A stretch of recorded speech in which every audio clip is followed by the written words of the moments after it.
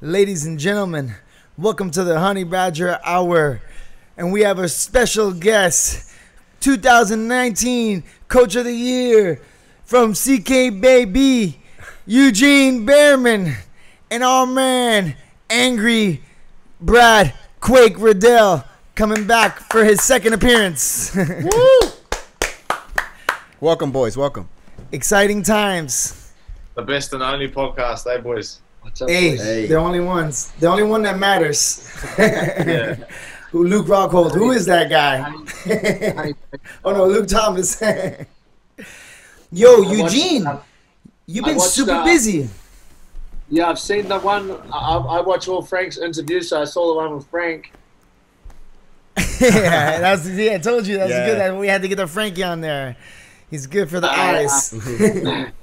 I just wanted to update myself a little bit today, so I watched bits and pieces of the one with the Jew. Oh, nice. Yeah, with Alex. With Alex Shields. Yeah. that was a pretty cool one. Oh, cheers, man. Cheers, bro. Hell cheers, yeah. bro. That was one of our longer ones. We've had him for a while. We've known him for a while, so we knew that was going to be a big one. Yeah. Hey, but Eugene, so you were in Vegas for Poirier. Yeah. Did you come back home or did you stay in America? Nah, the thing is, I got because when we come home, you've got to do this 2-week quarantine. So I only had 1 week until Volko's fight week. Okay. So I wasn't able to come home, so I had to chill in Vegas. Oh wow! Was anybody there? Were you solo? Nah, I was just by myself because everybody had left. So. Oh man! A week just stayed in the hotel, same hotel and everything. Yeah, I just quarantined myself. It was way too loose over there. Yeah, mate, I'm telling you that they got some problems. In the U.S., hey, so in Vegas, were they wearing masks or everybody was like free for all, balls to the wall? Some people were, some people weren't. I had to go out for food, obviously, so I had to go to the supermarket twice, and I was just a free for all. Like people, there's no 2-meter gap. There's people brushing past me, and it's just whatever, you know. Yeah. So I tried to not much social distancing, eh? Yeah, everybody just carrying on like normal, pretty much. Yeah. And now look at us now, you know. It's crazy. Oh my God. So man, so much to cover. We don't even know where to start.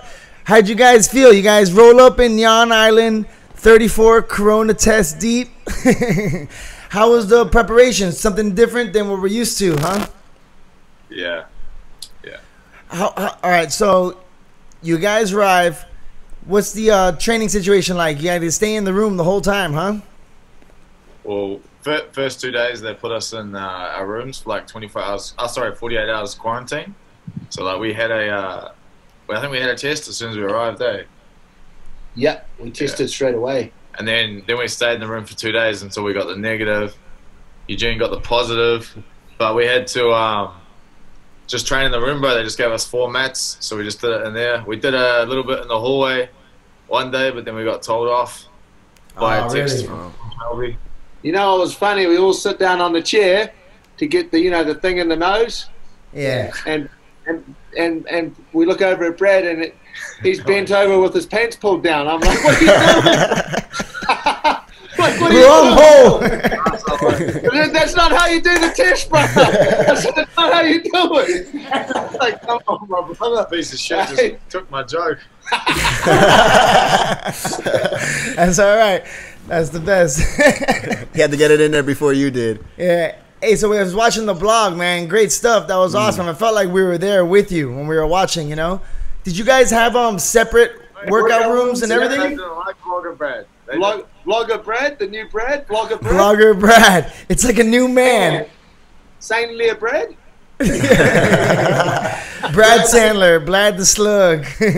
Smiling. It's like a new person. I can't even recognize. Yeah, right? Hey, bro, I'm gonna admit it's not the funnest thing following people around with cameras all the time. It's weird, right? No, it's not super fun. Ash quit after a day. I got you. Me and Frank are really hoping that was a one-off. Really? Oh man. So you guys this was a little bit different in preparation, meaning Volk wasn't able to spend his time in CKB as usual, so you guys had to deal with a little bit different circumstances, right? We had to fight a couple odds coming in. I'm sure everybody did, but for us specifically, right? I would assume. We did the same Zoom camp as Max. Yeah. So you guys were just game planning, researching, and then just translating the information to Alex, right? Throughout his camp? Yeah, we got a pretty good game plan together. Like, we managed to get, a game plan together through Zoom, and obviously we had a WhatsApp group that we shared the videos of the sparring on. So nice. Every time there was sparring, straight after sparring, we sent the videos. Then we just reviewed the sparring, and then we just kind of all got together again, and then reported everything back. And nice. And then obviously with Zoom, what we were able to do with Zoom is like I could share my screen, and we could watch some of like the old fight, for instance, and some of Max's fights, and we could just pick out bits. Yeah, we could pick out. I had bits that were picked out that I wanted to specifically show Joe and Alex, like little bits of certain fights that I wanted them to pay attention to. And Zoom was good for that, right? Because you can share the screen and stuff. So we got it done. It was fucking weird, but yeah. Did you guys do like the playbook where you can like write on the screen and put the arrow like the doo-doo? That would be dope. We gotta get one of those. We gotta figure out how to do that. That's good. Yeah. Man, so what a fight. Unbelievable. Did you guys feel anything different going in with no crowd? Is that the first time? Have you ever seen this? Well, not for me. That was the first for me, not for Huge, but it was like, well, I wasn't really, I don't think I'm really thinking about the crowd. Like, I think the whole time we were trying to figure out, here's what Max is going to do. Yeah. So, like, I didn't really think about the crowd too much, like, the whole time until I literally sat down in the corner. I was like, I don't know what the fuck this guy's going to do, you know? It was a real mystery. Were you worried? What were you guys thinking going in? Were you thinking like, were you believing the hype, or for sure you knew he was going to make any adjustments? Because he was talking like he wasn't going to do anything and he wasn't worried and he was just going to go in there and get it done. But he definitely did a lot of things different and put a lot of work into this camp to try to get the best performance, you know? Very impressive, both parts. Yeah, I mean, I was 50-50. So I was like, either he's going to make some drastic changes or he's just going to come in and do what he's done like his whole career. Probably I was like 45-55, to be honest. I thought he would go the way of just being himself, because I based that on that there just wasn't that much time from when the fight got announced, right? So I was like, fuck, I don't know if he can become like he became Muay Thai Max. I was like, I don't know if he can become Muay Thai Max in such a short amount of time. So I was probably leaning towards him just being the same. But we knew that we would have to wait for that opening like 30 seconds, you know, to figure out what his approach was going to be. Yeah. So we just waited for that. And in between the first and second rounds, anything specific you guys were telling Alex to switch up, or what did you get a gauge of when you're able to speak to him in between? You're like, okay, now we know what we're getting into? We sort of got a gauge that he had completely changed. Yeah. We told Alex was kind of doing the game plan in the first round, but he wasn't doing a couple of things we wanted him to do. And so we were like trying to emphasize that he had to do that a little bit more, you know, that Max had changed a bit, but he didn't really start to do it till the third round, sort of. Yeah, he got caught in those early rounds with some excellent stuff, and like, you know, Alex is tough, so he's never gonna he probably's not gonna make an admission that was what was like making him hesitate and like stifling him a little bit. But even if it was, I think most of it was subconscious. It was making him hesitate a lot. And even though he won't admit it, subconsciously, I believe that because of that right uppercut and some of the other things Max was doing, it was making Alex really hesitant, even though he might not admit it. I think that's why he was like, wasn't attacking as much as we wanted him to. In the first and second round, right? Yeah. in the first and second round. Yeah.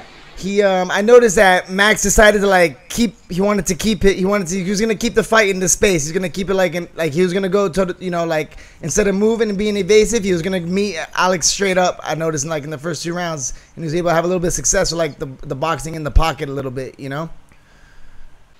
Yeah, he definitely was more active and earlier on than he was last time, but that was like kind of a given considering how the last fight went. How he pushed forwards a bit more, but he was super patient. Like Alex was moving back, but Max was super patient and he pushed forwards a lot. But he pushed forward in a different style. Like he pushed forward to the edge of his range. He didn't normally normally he just comes, right? And then what happened last time was he was so hyper aggressive and came into the distance that he's comfortable with, that Alex was so good at missing the shots and hitting him that Max was like, it became hard for Max, because Max was like, holy shit, every time I miss this guy, he's freaking making me pay. Like, and so it made Max hesitate. But this time he didn't like commit like that. He committed, but at the end of his range, which is like how a taller person probably should fight, which is the blueprint he probably should follow. But he never does because he's Max. But he did that this fight. Yeah, he makes his decisions to fight out of his range, more of like his body type. He fights a little bit different than what you would think of a guy his demeanor and size and stuff. He just likes a fist fight as well. Yeah, he loves to bang. He likes to get in there and get dirty. Now, in between the second and sorry, go ahead. Well, he never uses his. He always has a massive size and reach advantage, right? But he never uses it to its most to its most effectiveness. He always punches. He always likes to come in and punch kind of short and just have a bit of a fight. Yeah. Yeah, and in between the second and third round, I feel like we saw like the big change in Alex, and I'm sure we all know, training with him for years, like he made the changes and the differences in the fight that he needed to make, and he kind of showed that why he's the champion, and did what he was needed to do. Was there anything different that went on in between those rounds that were you able to let him know? And again, how did that work out? Because the fight definitely started to take a different turn towards 3, 4, and 5, way different.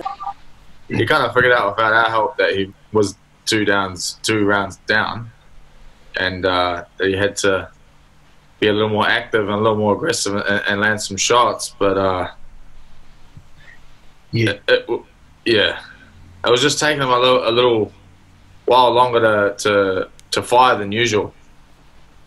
I think honestly at that stage, all Alex had to do was he was doing everything right except pulling the trigger, and so we just had to motivate him to do that. So the instructions were very simple. They were like, you've done everything we wanted you to do, you're moving to the right, you're feinting, you're showing different looks. He doesn't necessarily know when you're coming. The only thing you're not doing is the actual coming bit. You're not pull the trigger now. Have confidence that you've set it up and pull the trigger. And obviously it was easy to motivate him because once we told him he was 3 down, he was 2 down.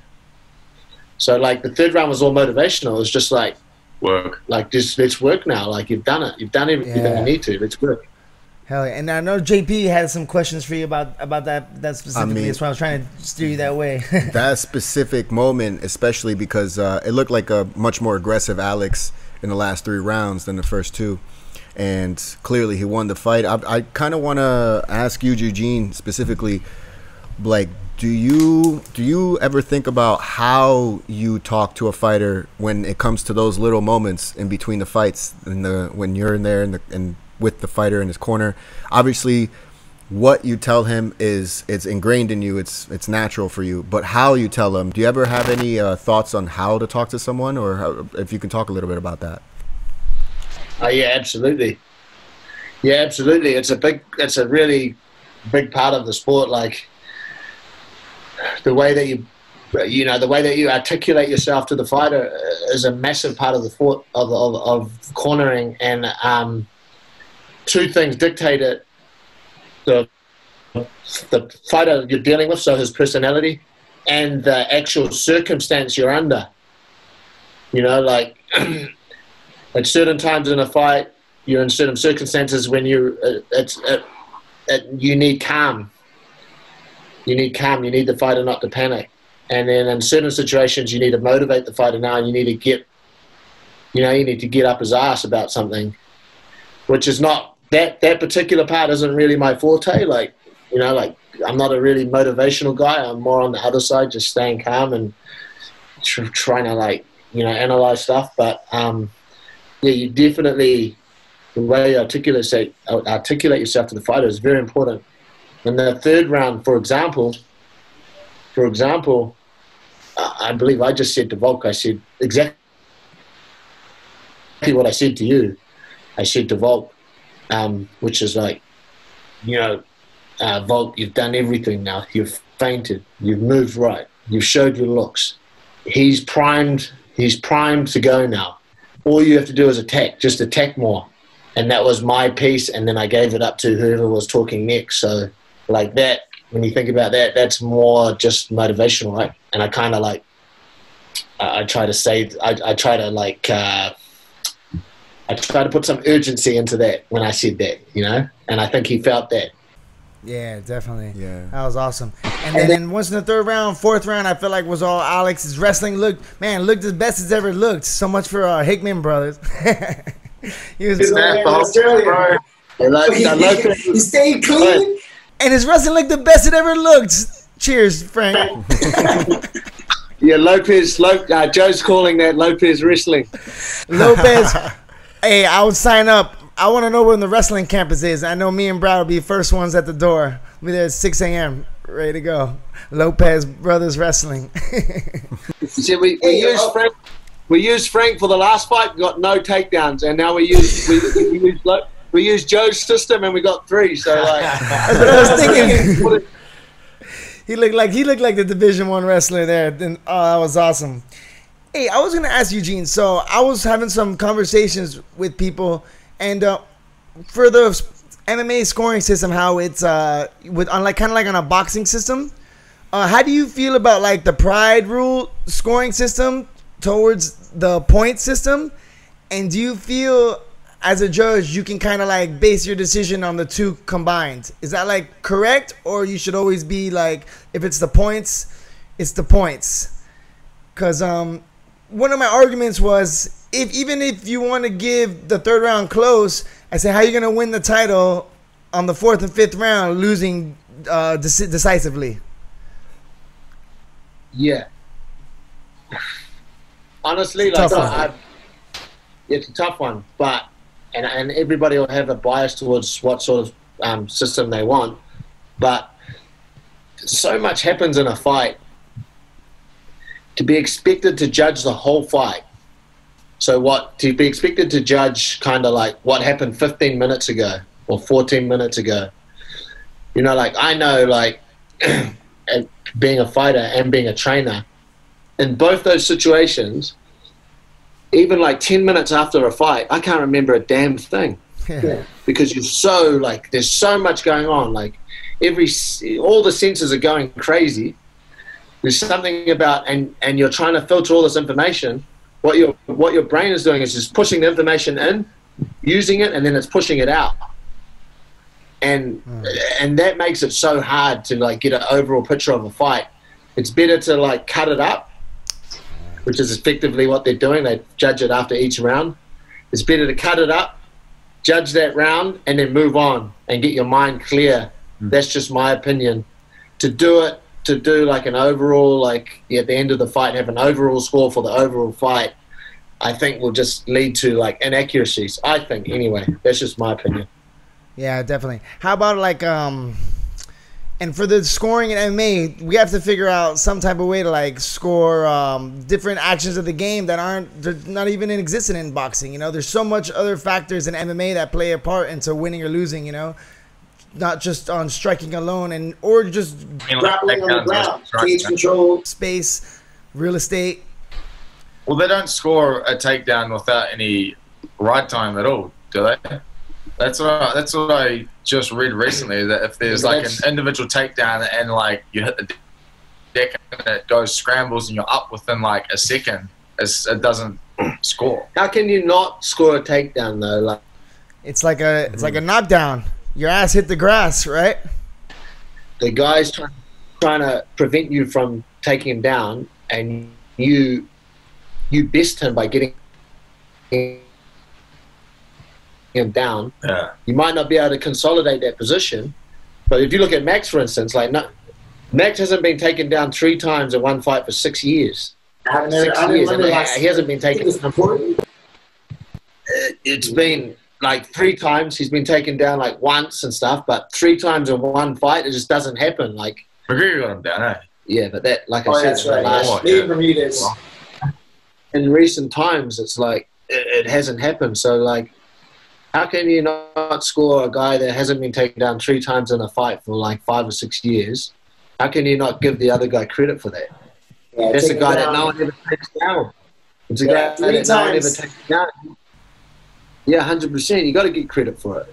And in the 4th and 5th round, which anybody who's trained more than a month knows how crazy that is. Just the fact that he was able to like turn it on like that just shows you what a champion he is, you know? Is it any different if I hit the guy with a clean right hand and he survives? Yeah. You still get credit for that clean right hand, even though he survived it. He didn't like get wobbled or anything. You still get the credit. So like, definitely points have to be scored for a nice clean takedown. The guy might scramble up, and then obviously even more points you get accredited with if you manage to hold him down. Get some control on the ground, right? Yeah, for sure, man. Honey badger that all right? I'm sorry? What is that? Honey badger. Okay. Honey badger him. Yeah, exactly. Grind dog him, dog. And on top of him, put the head in the chest and just start going over the top. block it with the face. The guillotine, the cauliflower getter, you know? So how many more days you guys get left on quarantine? 2.5, bro. 2.5. You're almost at the end. You can see the daylight. It's like you're doing prison time right now, yo. Nah, it's not as bad as Asher's. Asher's not allowed outside. Oh, what did he do? And his room's way smaller than ours, bro. Our room's pretty big. Is he New Zealand or is he in Australia? Nah, he's an Aussie, but the boys in Aussie got it bad. Like, they're not even allowed outside. How outside can you guys go? Like, you got like a yard and stuff, or? Yeah. It's like 130 meters around. And you just get grab food? What are you guys eating? They feed us, but this week we got a few takeaways because we got some fans that are been sending us food. The Riddells. Oh, nice. Anything smoked? Anybody? How the hell is the Riddell got fans? Who wants to be a fan of that? Hey, but are you guys gonna spend any time in Christchurch when you get back? Nah, better go train. Yeah. So Eugene, I guess is when the gym opens up, you guys are straight back to work, huh? What do you guys got going on for CKB in New Zealand? What's any upcoming news you can fill us in on? Gym's been open for ages, bro. I'm saying with the UFC fights and everything coming on. Yeah. Yeah, I mean, obviously, I actually don't think Israel's fight's been officially announced, but that cat's out of the bag, so. Nice, yeah. What we looking for that? Vegas? America? Fine Island? I believe they're probably leaning more towards Abu Dhabi, I think. What are you guys leaning towards? Would you rather go to Vegas or Yon Island? Boy, Abu Dhabi's, mate, it's safe, brother. You guys like it, huh? Mm-hmm. How was the food? It was no joke over there. I bet you the spread was legit. Nah, the spread was okay, bro. It was like the same menu all week. Yeah. But then he found some pho. Did Volk find some pho? The head chef made it for him, bro, especially. Oh, that's Joe went on Spanish, bro, and started chatting to him. He was from Guatemala. Oh, there you go. Yeah, Joe Lopez used his Latin roots. Yeah, and so he made it.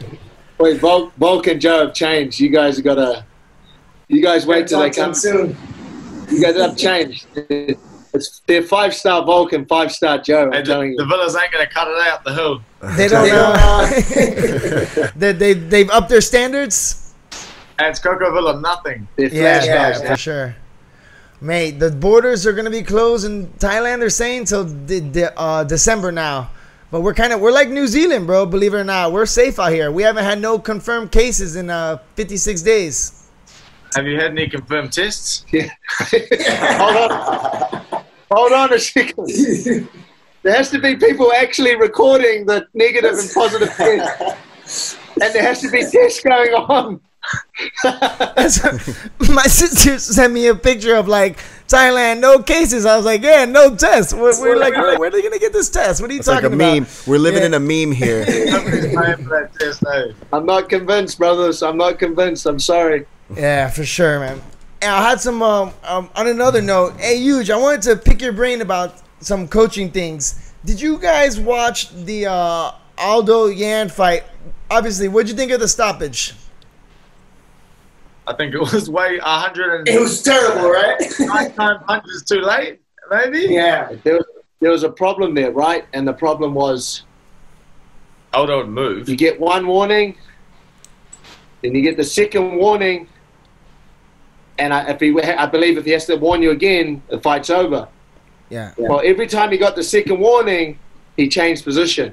You go from turtle to side So control, like, eh? and that's the problem, is that ref was like, he was looking for a reason to stop it, but every time he gave the second warning, soon after that, Aldo changed position, and then the ref was like, fuck, he's still, he's still conscious, he's still good enough to change position, and that was the problem, that the ref was going through that, Exactly. So what I was thinking is, It's giving them the benefit of the doubt, because you never know what someone's capable of.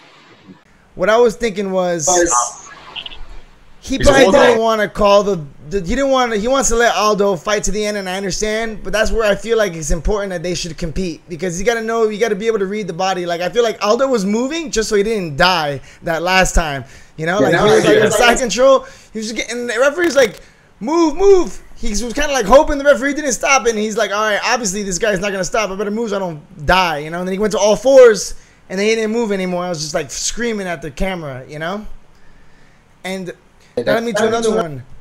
Huge. Have you ever had to throw a towel in for an athlete before?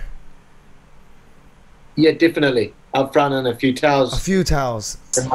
In my time. I've stood on the top step with the towel, probably more times Sanjay. than I've actually thrown it in. Fuck, man, that's one of the most difficult things to do.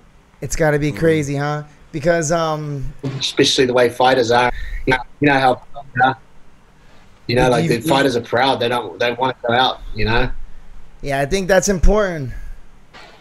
Mate, I'm like that. Like, I'm the person throwing in the towel, but if I was fighting, You don't want to die.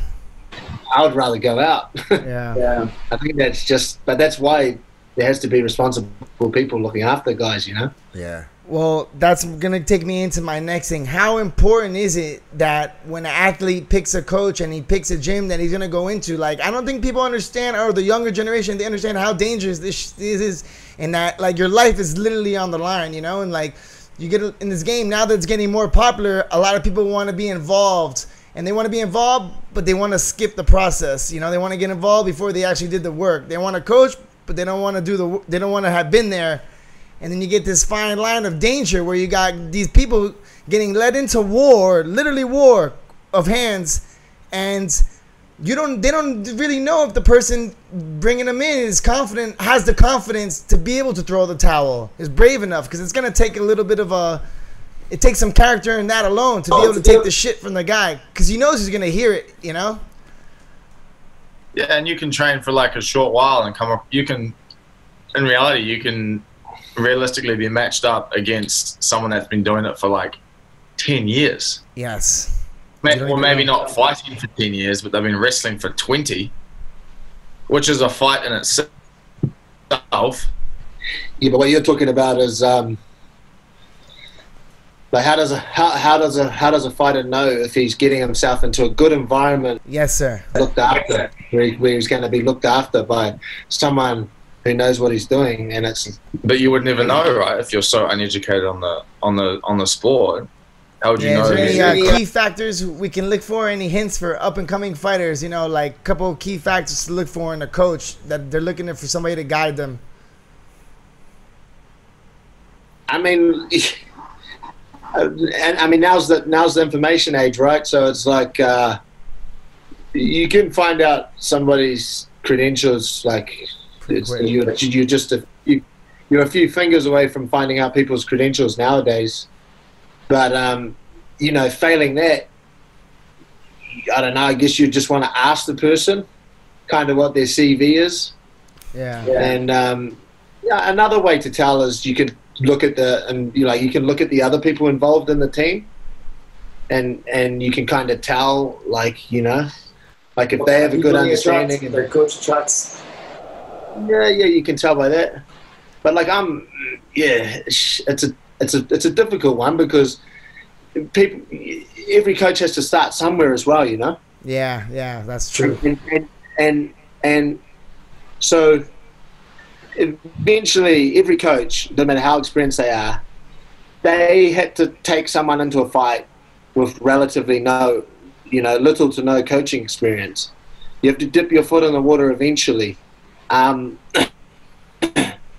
know, one of the great things when I was becoming a coach, like when I was fighting, I asked the person who coached me, I actually asked him, and I had no intentions of being a coach, but I actually asked him if I can come in the corner just so I can, like, understand what's going on in the corner.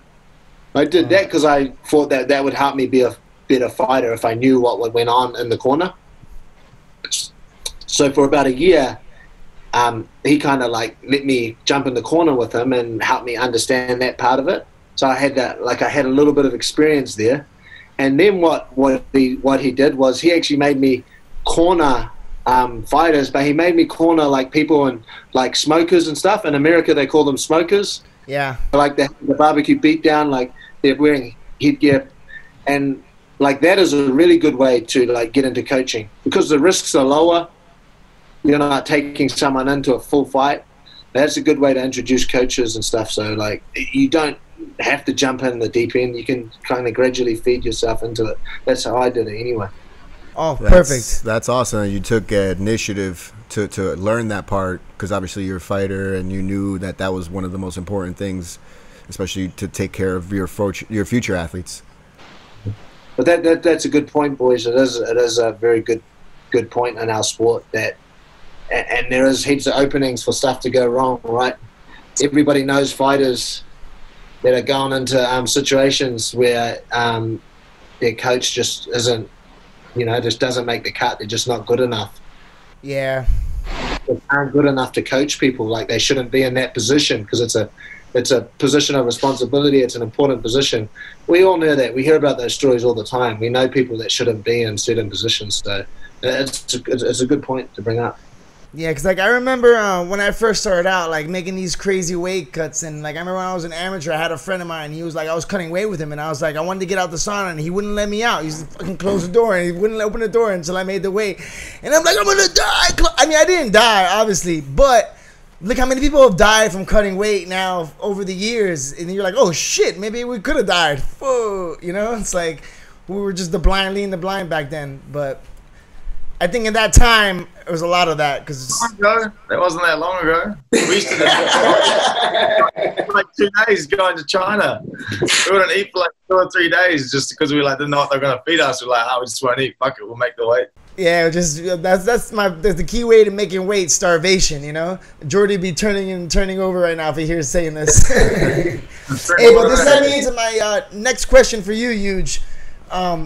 For coaching, you were talking about, that's kind of leading into it. Is it something that came natural for you and you came into the role coming from an athlete like where you kind of knew these were the steps you were going to take? Or is it kind of like an injury happened and then you just had all these fighters, the next thing you know, you got a staple of guys looking up to you? Or is it a role that you kind of knew you were going to get into slowly? Nah, definitely not. I just fell into it, to be honest, by accident a little bit.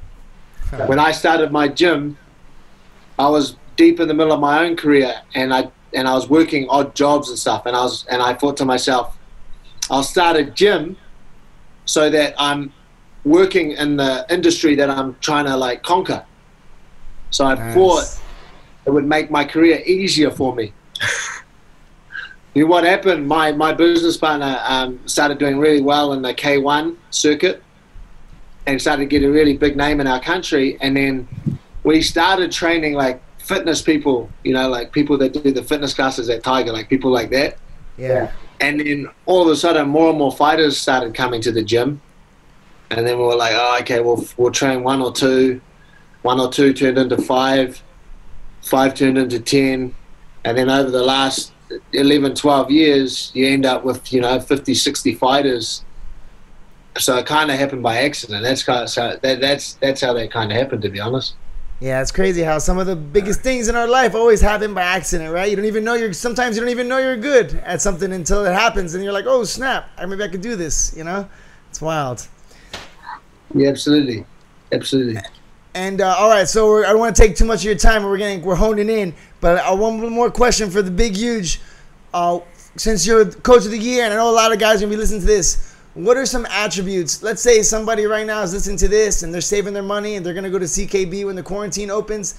What are some main attributes you look for in an athlete, or not even an athlete, because maybe they're not an athlete yet, or in a student that is gonna take your attention? Because you get a lot of guys, they show up and they got this. They want to fight. They want this. And you're like, you hear a lot, but what is the attributes you look for in an athlete that you can see that, okay, this is what it takes to get to the next level, to get to that Brad level, to the Izzy level? He tells you to go away, and he sees if you come back. That's right. Fuck off, cunt. Send Izzy away, send Hooker away. I got kind of sent away from when I came home for one fight, and then I ended up coming back. I did write this guy off. You told him to get out of here? You told him to get out of your face? Look, he had a really specific style, and he looked like he was stuck in that style. And I was like, I don't know, there's something about him. I was like, you know, I can, like, I felt it would be pointless trying to change him. I thought it would be like knocking my head against a brick wall. And so I thought there was just no point. Like, he'd just be time in and then nothing out. He couldn't change. But he obviously proved me wrong. Yeah. What did he prove you wrong with? All right, we'll get that. Well, he did show an ability to, like, really good ability to take information and process it really well, and then put a lot of effort into trying to change things. And then that's really good in the training environment, but sometimes that doesn't always translate over to the fight. But what happened was he did it in the training environment, and then you started to see it creeping into his fights, and that's a good sign that they're showing a lot of commitment to changing in the gym if they're doing it in their fights, because that's where it all starts, right? Yeah, it's like probably the hardest part to do it. That's when you can really, the test starts. He was able to prove it like that, like through doing it. Like the honey badger hip movement. The honey badger, it's coming, 2024. When the quarantine's over, I'm going to have some slick-ass defense. You watch, boys. Remember that double fake you did? Oh, yeah, I know. Can I ever forget? That was... Yo, let me tell you something, bro. Just real quick before we let you go. Huge. I don't know what it is about you, but as soon as you say something, it just kind of like... You know, like you taught 4 classes at Tiger that time you were there, and like everything you taught, I still do to this day.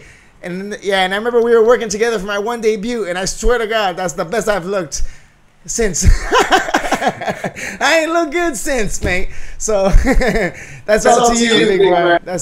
You're the man. You know what, Emilo? What's happening? We haven't answered the question you asked. Yeah, I know. I was gonna ask you again, but I was like, all right, fuck it. Let me try to get it out another way. What attributes? I forgot the question. If we ended this podcast without answering that question, that would have eaten me up all night. Because I would have been like, I would have been stewing over it. So, it was about the attributes that I look for a fighter coming in Yeah. to CKB. But I think it's it's like an open mind. I think you got to have an open mind to learning, because I think that's the first step to like getting anything out of the gym, but anything out of any coach.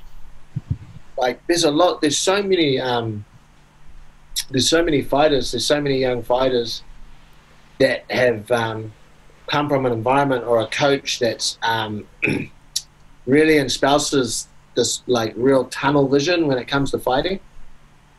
And then what happens is that's your like first and only influence on you, is the fighter takes that attribute as well, and they start to think, this is how I do it. This is how I got taught.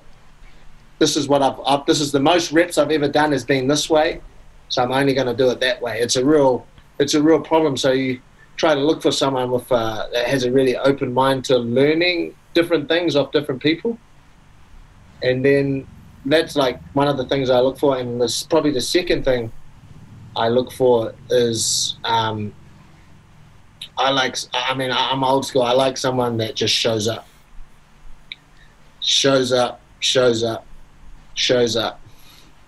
Oh, what, why are you here today? You look like you're on death's door. I like, and I have to send the guy home. I have to send the guy home because he refuses to not show up, even though he's sick as a dog or whatever. That's in this sport. That's the way you have to be to like be successful. You have to just keep showing up.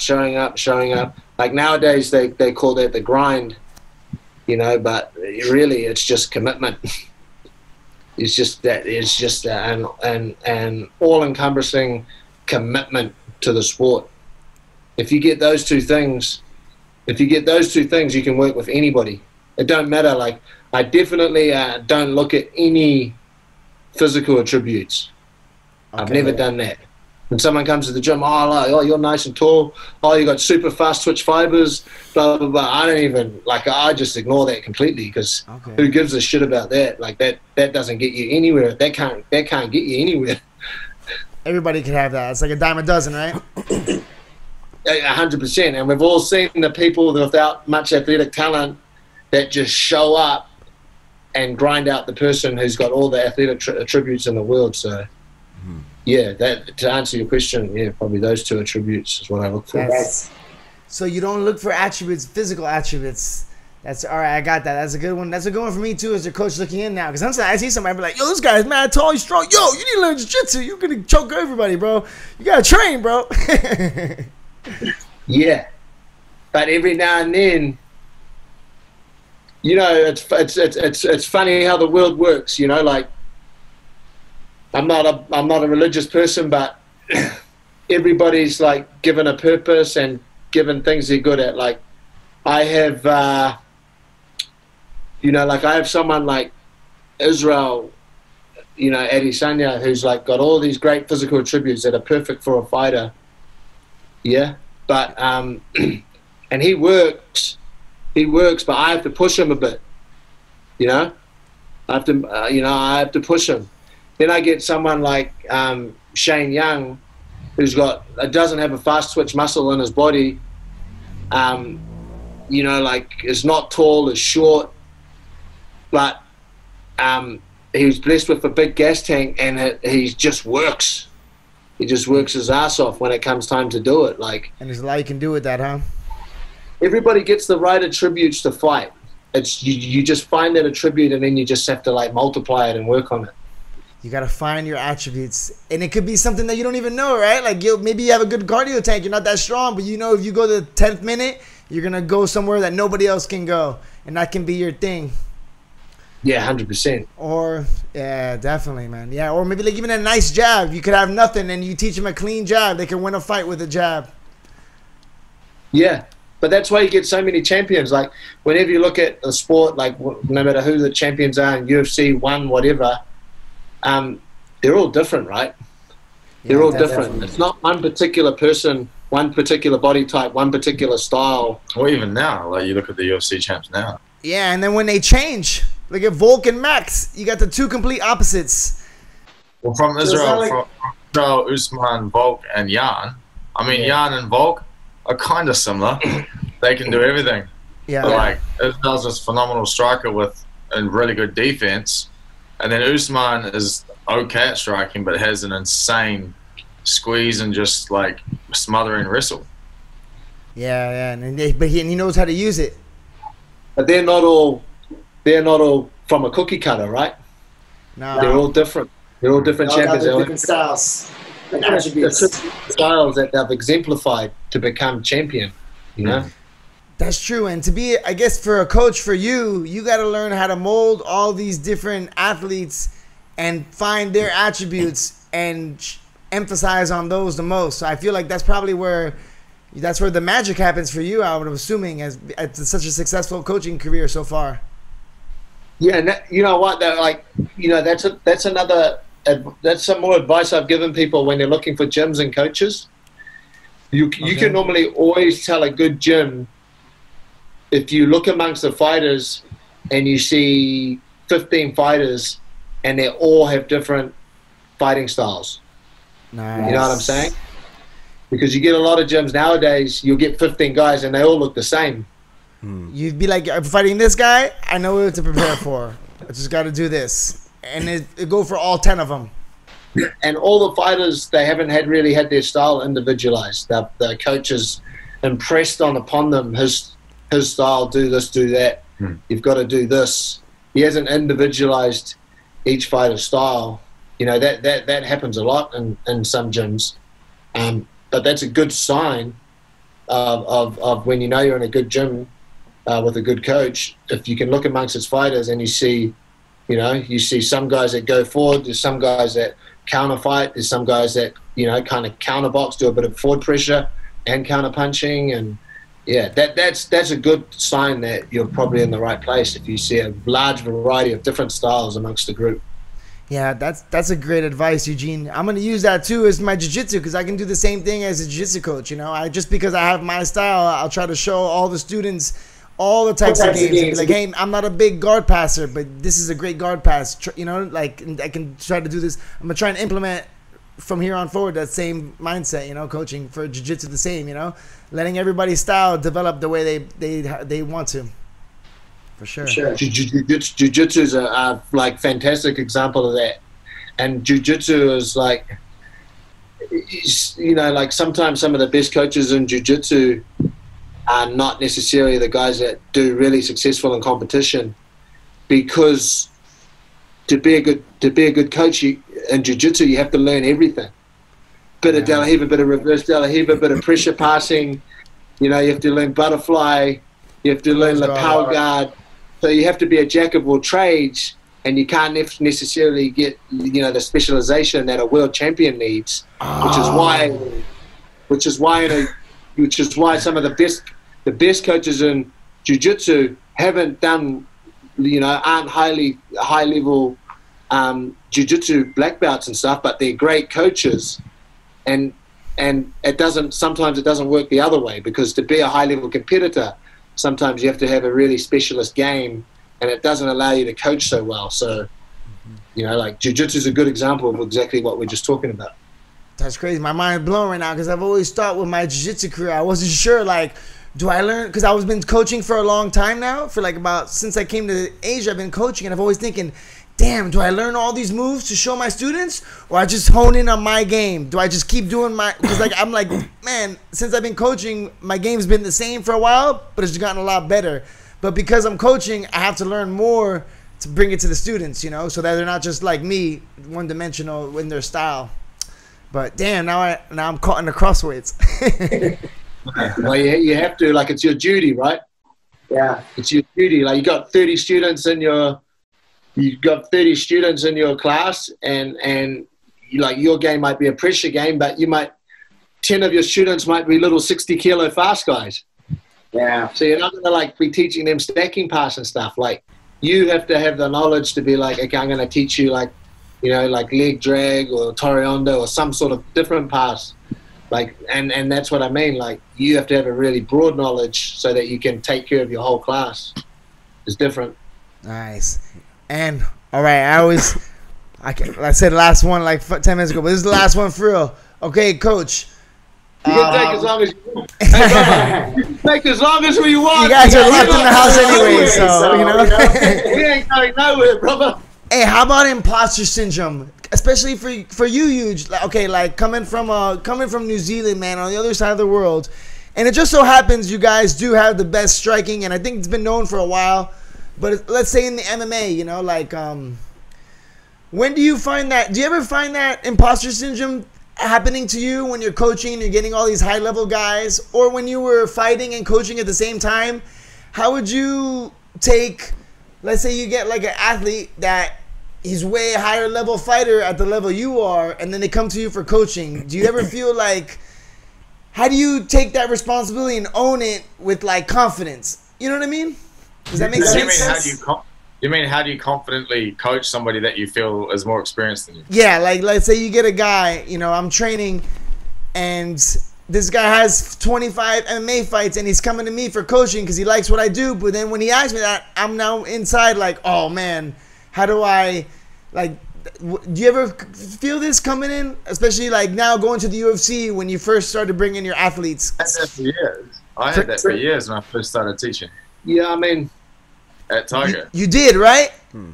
Yeah. But then there was these guys that all had loads of MMA fights, and they wanted to learn how to strike for MMA, and I hadn't even had an MMA fight. Remember we were doing in PXC, bro? You were showing me the faint 1-2 shift, baby. That's my go-to. I just had to learn. I had to go and research for hours. And I guess you just. I obviously now, like nowadays, that doesn't happen to me too much nowadays, but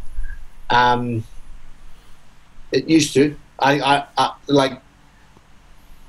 think the one experience I can remember was when I first started fighting at my gym.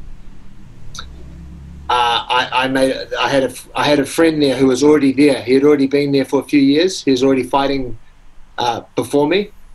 And then we trained together for like 6 or 7, 8 years, however long I was at that gym. And then I went and started my own gym. And then my friend, this guy, who was fighting long before me, he showed up at my new gym to be trained by me, who was just opening a new gym. Nice. And that's when I felt exactly what you're talking about. I was like, holy shit, you were fighting. You were at the gym already fighting when I arrived at our first gym, and now you're asking me to coach you. That's probably when I first felt the pressure of exactly what you're talking about. But you know what? Like, how do you deal with that? You just like take it in your stride. Every coach has to go. Like every coach has to take that journey right at the start. At the start, you're going to be inexperienced. You're going to be still finding your way, but you have to take these steps to get where you want to go. Like it's part of the game. So you just take it in your stride, deal with it as best you can, learn from it if you do make mistakes, and and it's just part of the experience of like being a coach, an up and coming coach, I think. Yeah, that's one of the things I'm grappling with now. You know, I'm in my first year, complete year, teaching every day at Tiger. You know, before that I was teaching at smaller gyms, smaller places, so I'm really trying to fill into the role now. You know, but I'm getting like a lot of hiccups and growing pains in the process. You know. Yeah, but also like, you know, a lot of these experienced guys, unless you're going to run into a dickhead, like they understand. You know, like they understand that they might be more experienced than you, and they might be in your class or whatever, being coached by you. But the good guys will understand that you'll always be able to extrapolate something out of the coach. Doesn't matter what experience you are, you can learn off everybody. And the good guys understand that. It doesn't matter if they're more experienced than you. They will understand that you will have knowledge that they don't have somewhere. And they'll treat, and also they will, if they're good guys, they're going to be respectful and treat you like a senior anyway. So yeah, it depends who you get. Like in Thailand, you get such a mixed bag of people coming through. Yeah, you get like the good and the bad. You know what I'm saying? You get like the 1%ers that should leave everything to try to be the best in the world, But then you got the people that are running from everything and think they could start over here, and then they throw all that bullshit on you. Yeah. You know what Brad knows. How about the Tiger poster now is going to be like unreal, right? The Tiger poster out the front is going to have Peter Yan, Valentina Shevchenko, and Alex on it. It's going to have 3 champions that have all had big parts of their career to do with Tiger. Big experience. Huge. A lot of years, a lot of grappling, a lot of rounds. Super impressive. Not many gyms can have a poster of 3 champions on their, you know. I think y'all are on the way, player. You got 1. I see 3 in the making. You know, within the next for sure soon. Hell yeah. To be honest, brother, I'm a little old, but that was a nice comment. Anyways, boys. Angry blogger Brad, are we gonna get any new blogs coming up on the next training camp for the lead up? I think we want to see like a day in the life of Brad Riddell in NZ.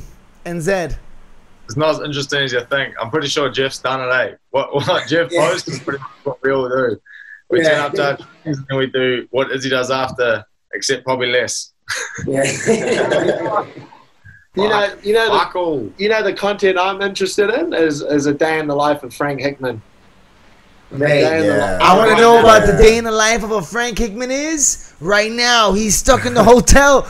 He's still there for 2 more weeks. He's in Yas Island for 2 more weeks. They can't get a flight. And then he's got to go to a hotel in Bangkok for 2 weeks.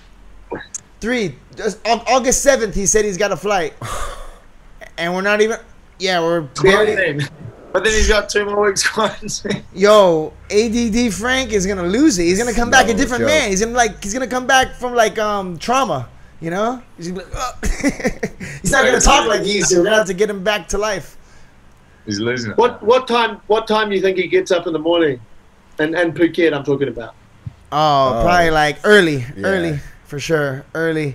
Probably gets up at 7. Nobody's awake. He probably waits till somebody wake up and then gets it going. I know in quarantine he usually go from house to house.